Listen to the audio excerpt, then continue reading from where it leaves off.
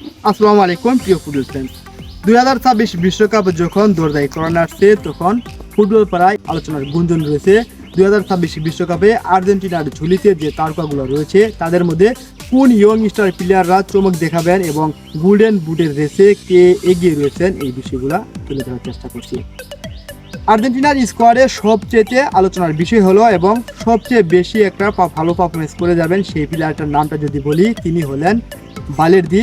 এই বালের্দি কেন লিওনেল স্কালোনির স্কোয়াডে এতটা প্রাধান্য পাচ্ছেন, কেন কোচ তাকে বেশি প্রায়োরিটি দিচ্ছে, এই বিষয়টার একমাত্র কারণ হলো বালের্দি এমন একজন প্লেয়ার যে কিনা লেফট ব্যাকে ভালো, যে কিনা রাইট ব্যাকে ভালো, তিনি উভয় পজিশনে বা উইং ব্যাক পজিশনে খেলতে পারেন। এই জন্যই আর্জেন্টিনার স্কোয়াডে বালের্দির মতো প্লেয়ার প্রয়োজন আছে এবং তার গুরুত্ব অবশ্যই থাকবে।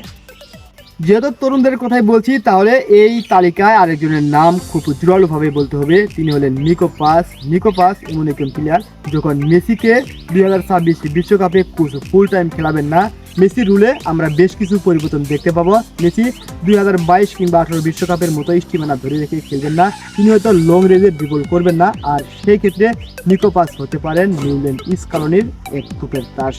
কেননা নিকো পাস এমন একজন প্লেয়ার যে কিনা নাম্বার 10 রুলে দুর্দান্ত খেলতে পারেন, ক্লাবের ম্যাচগুলোতে একের পর এক গোল করছেন। আর মেসি যেহেতু এই মুহূর্তে এসে অর্থাৎ 40 আপ বয়সে এসে যখন তিনি পুরো মাঠ জুড়ে খেলতে পারবেন না, তখন মিডফিল্ড সামলানোর দায়িত্বটা এই নিকো পাসের কাছেই থাকবে। তাই প্রাসঙ্গিকভাবে বলা যায়, সমালোচনা এক পাশে সরিয়ে রেখে বলতে চাই, নিকো পাস লিওনেল স্কালোনির স্কোয়াডে তাকে অবশ্যই দরকার রয়েছে। আর এই প্লেয়ারটা 2026 বিশ্বকাপে ভালো কিছু করবে, যেমনটা করেছিল 2022 বিশ্বকাপে হুলিয়ান আলভারেজ এবং লাউতারো মার্টিনেজরা। আর তাদের সাথে নিকো পাস 2026 বিশ্বকাপে হতে যাচ্ছে একটা বড় তারকার নাম। আর্জেন্টিনার সবচেয়ে শঙ্কার জায়গা হলো সেই ডিমারিয়ার পজিশনটা। ডিমারিয়া ছিলেন আর্জেন্টিনার এক আশীর্বাদ, যে কিনা ফাইনাল ম্যাচে বিগ ম্যাচে জ্বলে ওঠেন, দুর্দান্ত গোল করেন। যেমন আমরা 2026 বিশ্বকাপের কথায় আসি, ফাইনাল ম্যাচে ফ্রান্সের বিপক্ষে যখন ডিমারিয়া প্রয়োজন বুধের রাইট উইং ধরে খেলছিলেন, আবার উসমান ডেম্বেলের আক্রমণ ভাগটা ব্লক করতে তিনি আবার লেফট উইংয়ে চলে এসেছেন। অর্থাৎ এই যে উইং পজিশন চেঞ্জ করে খেলাটা, তার ডিবক্সে ক্রস করাটা, ড্রিবলিং করাটা, অর্থাৎ প্রতিপক্ষের জন্য লিওনেল স্কালোনির জন্য সেই ফাঁকা স্পেস ক্রিয়েট করাটা, এটা অসাধারণ ছিল এবং এক কথায় অনন্য ছিল অসাধারণ। সেই সাথে যেহেতু 2026 বিশ্বকাপে ডিমারিয়াকে পাবো না, কোচ লিওনেল স্কালোনি ডিমারিয়াকে মিস করবে। আর তার পজিশনে কাকে খেলাবেন কোচ, এটার একটা ধোঁয়াশা রয়েছে।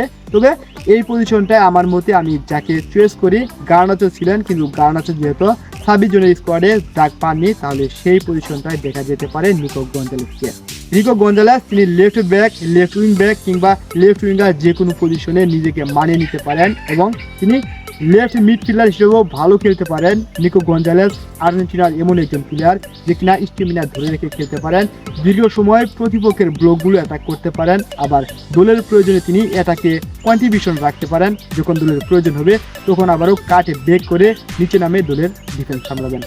আর্জেন্টিনার জন্য অনেক সুখবর থাকলেও শঙ্কার জায়গা কিংবা কোচের জন্য দুশ্চিন্তা বেশ কিছু অপশনও রয়েছে। যেমন আর্জেন্টিনার সবচেয়ে দুর্বল পয়েন্টগুলোর একটি হলো রাইট ব্যাক পজিশন। এখানে মলিনা মোল্ডেন কিংবা টেগলাফিকুরা এই পজিশনের যোগ্য দাবিদার কিনা, তারা 2022 বিশ্বকাপের মধ্যে ব্যাক টু ব্যাক শিরোপা জয়ের যুদ্ধে তারা নিজেদেরকে কতটা টিকিয়ে রাখতে পারবে মাঠে, যখন প্রতিপক্ষ যদি ব্রাজিল, স্পেন কিংবা ফ্রান্স হয় 2026 বিশ্বকাপে, তখন মলিনা মোল্টেন কিংবা টেগলাফিকুরা, উসমান দেমবেলে কিংবা লুইস ডিয়াস এই ধরনের প্লেয়ারদের অ্যাটাক সামলাতে পারবেন কিনা, তাদের সেই অ্যাটাকের গতির কাছে আর্জেন্টিনার ডিফেন্স কতটুকু শক্তির পরিচয় দিতে পারবে, এই বিষয়টাই দেখার বিষয়। ফুটবল বন্ধুরা, যদিও আর্জেন্টিনার সব কিছু মিলেই খুবই একটা ব্যালেন্স একটা টিম, আর এই দলের কাছ থেকে আমরা ভালো কিছু আশা করব। যদি কোনো অঘটন না ঘটে, কোচ স্কালোনি যদি তার টিমমেটের সাথে যদি সঠিক ওয়েতে চলে যায়, আর কোনো প্লেয়ার যদি হঠাৎ করে ইনজুরিতে না পড়ে যায়, তাহলে 2026 বিশ্বকাপে আর্জেন্টিনা যোগ্য একটা দল হিসাবে ব্যাক টু ব্যাক শিরোপা অর্জনের লক্ষ্যে লড়াই করবে। ধন্যবাদ সবাইকে। আসসালামু আলাইকুম।